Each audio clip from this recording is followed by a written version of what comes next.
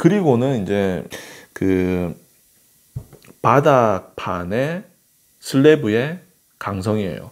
이게 왜 고려를 하냐면은 그 실제 우리가 이제 지금 이제 여기서 바닥판이 무량판 구조죠. 콘크리트로 된 무량판 구조입니다. 그죠? 그러면 콘크리트는 균열을 하게 됩니다. 당연히 균열을 하게 되죠. 균열이 돼야 됩니다. 그래야지 그 철근이 그 자기 역할을 하게 되죠. 그래서 콘크리트가 바닥판으로 있을 때 균열이 가게 되고, 그러면은 그 균열로 인해서 강성이 줄어들게 되겠죠. 요걸 갖다가 이제 고려를 해주는 거죠. 우리가 그 전에는 지금 그렇게 강성이 줄어드는 것을 고려를 안 했어요. 그냥 단지 선형의 그런 해석만 한 것이죠. 근데 여기에서는 이제 그 균열을 고려한 비선형의 해석, 아니면 그 균열 때문에 생기는 그런 강성의 저감 효과를 고려를 해주는 해석을 하겠다라는 것입니다. 여기에 빨간색으로 이제 표시되는 게 그 균열이 간 부분이에요. 그 X축, 이 X 방향으로 균열이 간 부분들, 슬래브에서. 그리고 파란색이 이제 Y 방향으로 그 균열이 간 부분들이죠. 요거는 이제 우리가 좀 더 쉽게 알아볼 수 있는 게, 어떻게 알아볼 수 있냐면, 요거는 이제 여기에서 그 모멘트가 어떻게 분포되는지 보면 돼요. 여기 이제 마지막에 이제 그 기둥이 있고, 실제죠. 실제에는 여기가 기둥과 슬래브가 붙어 있습니다. 그죠? 그래서 여기에 모멘트가 어느 정도 발생하게 되는 거죠. 그러면은 여기 그 기둥 위에 모멘트가 그 발생하게 되고요. 그리고 이렇게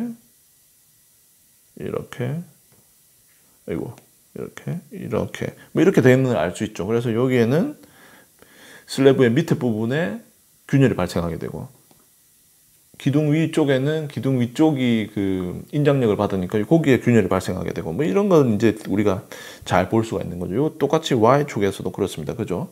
Y축에서도 뭐 이렇죠. 그죠? 이렇게 됩니다. 그래서 요 부분에 균열이 발생하는 것을 이렇게 이제 우리가 그 고려를 해줄 수가 있습니다. 이렇게 다 고려를 해줄 수가 있습니다. 그래서 이걸 갖다 이제 슬래브의 균열도 고려를 해서 한번 알아봤다라는 거예요.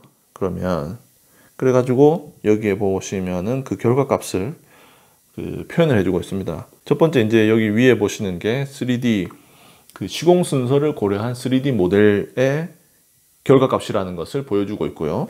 그리고 여기 밑에 보시면 그 균열을 고려하지 않았을 때, 그리고 여기에서는 모든 것을 갖다가 그 모멘트 그 저항 연결로 했을 때라고 이제 조건을 미리 준 거죠. 3D에서 다시 정리를 하면 3D에서 그 시공 순서를 고려하고, 이때에는 균열을 고려하지 않은 거죠. 균열을 고려하지 않지만 그 접합부가 어떻게 바뀌었는지 거기에 따른 기둥의 하중을 이렇게 정리를 한 거고요.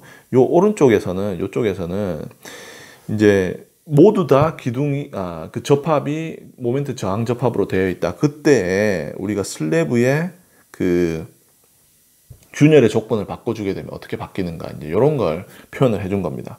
그래서 예를 들어서 여기 지금 슬래브가 그 균열이 안 갔을 때 모멘트 저항 조건에 따라서 그 하중이, 특히나 여기 기둥 코어 근처에 있는 기둥 같은 경우는 하중이 코어 쪽으로 가는 걸 볼 수가 있었어요. 그런데 여기에서는 어떠냐면은 이제 이거는 지금 다 그 모멘트 저항 접합이라고 한 거죠. 그때 우리가 슬래브의 그 균열을 고려해주고 안 해주고에 따라서 또 기둥의 하중의 차이가 납니다.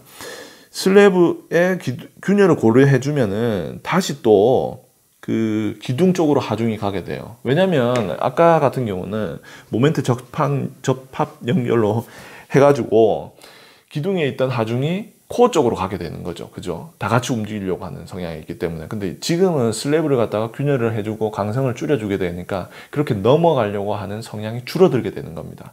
그렇기 때문에 다시 그 기둥 쪽으로 하중이 좀 더 실리게 되는 그런 효과가 있게 되는 것이죠.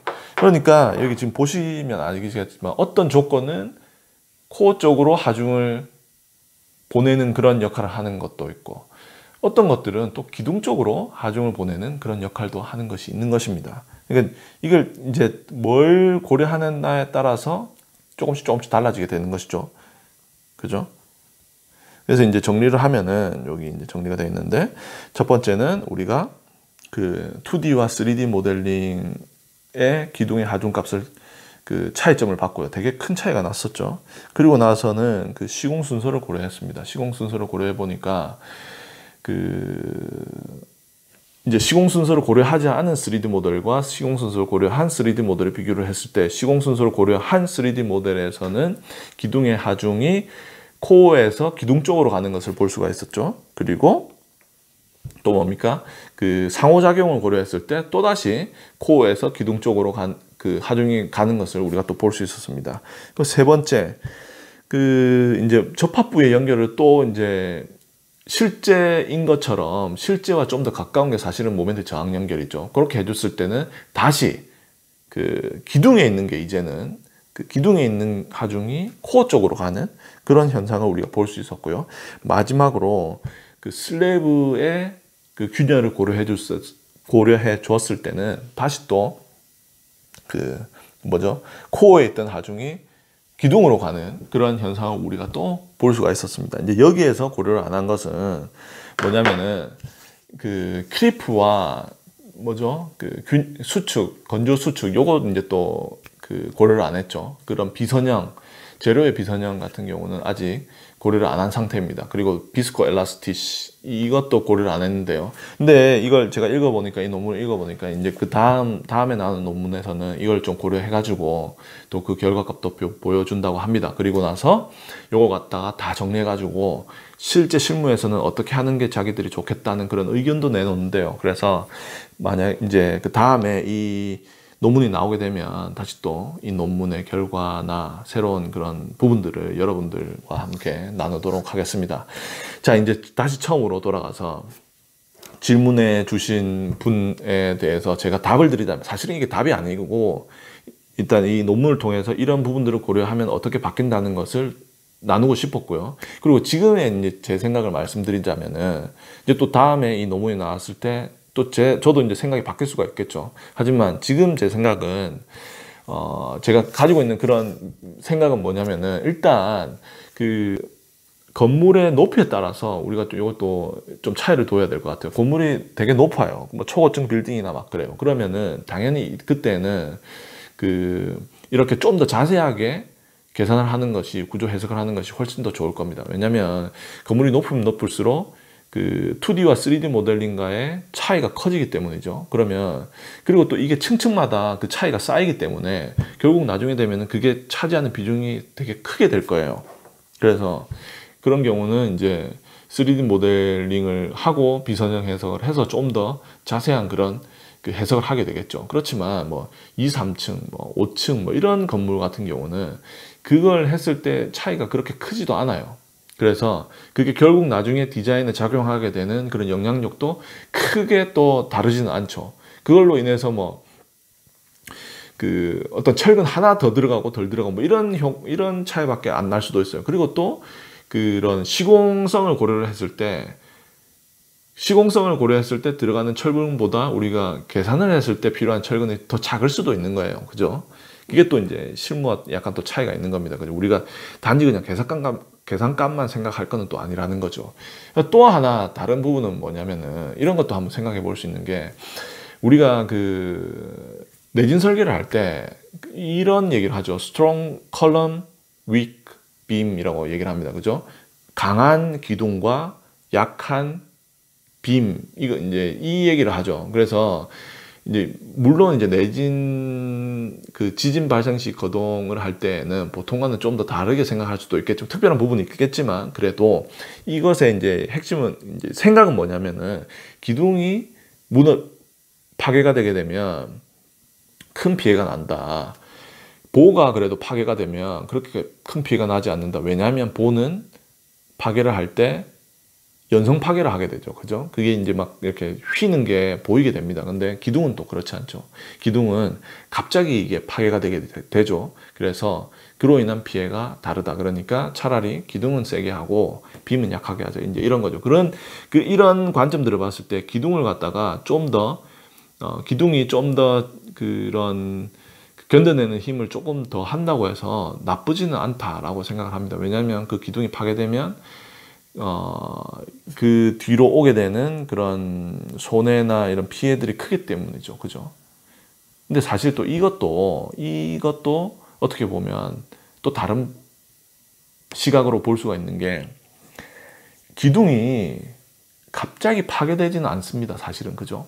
기둥은 다른 말로 하면 기둥이 파괴된다고 해서 건물이 무너지는 경우는 잘 없습니다. 물론 있을 수는 있겠지만 예를 들어서 뭐 어떤 기둥이 어떤 폭발로 인해서 아예 없어져 버리거나 뭐 전에 그 월드 트레이드 센터 같이 비행기가 뭐 이렇게 와가지고 박아가지고 그 기둥이 아예 막 날아가고 그렇게 파괴가 되는 경우에는 그 뭐죠 우리가 프로그레시브 콜랩스라고 하죠. 이게 차츰차츰 해가지고 다 이렇게 그 카드로 만든 집이 이렇게 무너지듯이 착착착 이렇게 무너지는 경우를 볼 수가 있는데 보통의 경우에는 기둥은 그렇게 파괴가 되지 않죠. 기둥에 파괴가 될 때 보통은 그 기둥이 있을 때 이제 기둥 안에 그 철근이 있죠. 그래서 그 철근 밖에 있는 그 콘크리트 피복이라고 하나요? 걔들이 이제 날아가게 됩니다. 기둥이 파괴를 할 때는 첫 번째로는 그러면서 걔들이 가지고 있던 하중을 이제 그 기둥이 더 이상 받지 못하게 되는 거죠. 그때 우리가 기둥이 파괴됐다라고 얘기를 합니다. 근데 이걸 갖다가 다시 한번 정확하게 자세하게 들여다보면은 그렇게 해서 기둥이 파괴된다고 해서 그 기둥이 없어지는 게 아니에요. 그 기둥이 그 견뎌낼 수 있는 힘이 또 있습니다. 그 안에 이제 코어에 있는 그 기둥 밖에 있는 피복이 없어지고 난 다음에 철근과 그 철근 안에 있는 콘크리트가 견뎌낼 수 있는 힘이 있어요.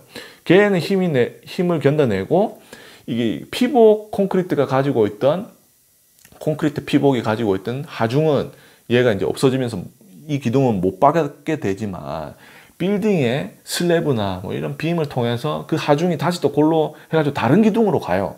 다른 파괴되지 않은 그 기둥으로 가게 됩니다. 왜냐하면 이제 그 보통 이 빌딩이 부정정 구조물이기 때문이죠.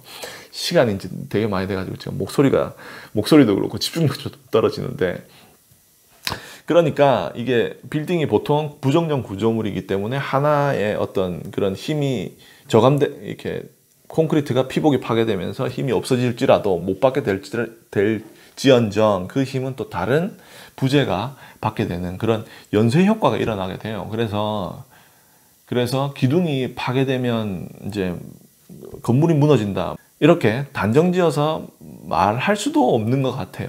이제 이런 그런 시각들이 있는 겁니다. 이제 그러니까 우리가 이런 부분들을 갖다 생각을 해서 그 건물이 주어진 조건에 가장 맞는 결정을 하는 게 맞는 것 같아요. 일단 제 대답은 이 질문에 대한 대답은 그렇게 좀 정리를 해볼 수 있을 것 같습니다. 오늘 영상은 여기서 마치고요. 그리고 다음 영상에서 또 좋은 내용으로 찾아뵙도록 하겠습니다. 시청해 주셔서 대단히 감사합니다.